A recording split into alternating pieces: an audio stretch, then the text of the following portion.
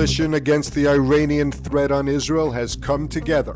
In a joint statement, leaders of the US, UK, France, Germany, and Italy expressed support for Israel against any Iranian threat.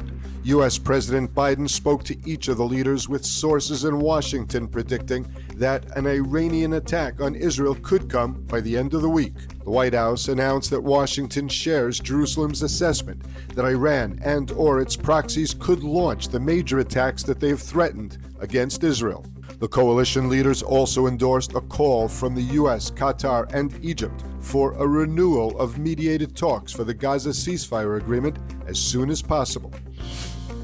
The IDF has approved plans for a multi-front war as Israel anticipates attacks from Iran and Hezbollah while fighting in Gaza. Chief of Staff ILTV held an assessment and issued a brief statement emphasizing continuing high readiness for attack and defense.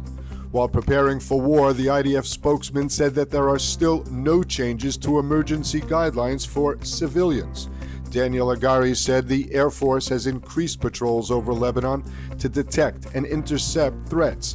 The IDF spokesman said the public will be updated as needed, but without giving our enemies any intelligence or operational advantage.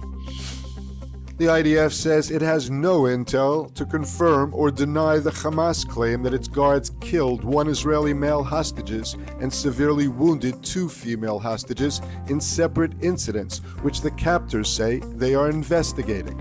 Without providing proof, Hamas spokesman Abu Abeda issued a statement blaming Israel for the incidents and says that efforts are being made to save the wounded Israeli captives.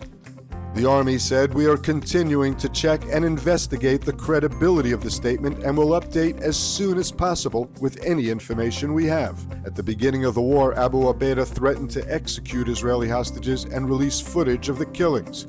Israel has previously dismissed Hamas's statements on the deaths of hostages as deplorable psychological warfare.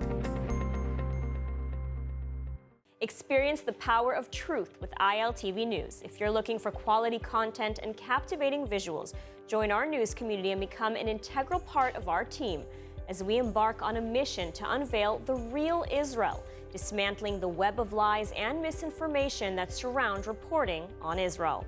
By subscribing to ILTV News, you will not only have access to the latest updates, but you will also amplify our message, creating a ripple effect that carries the truth far and wide.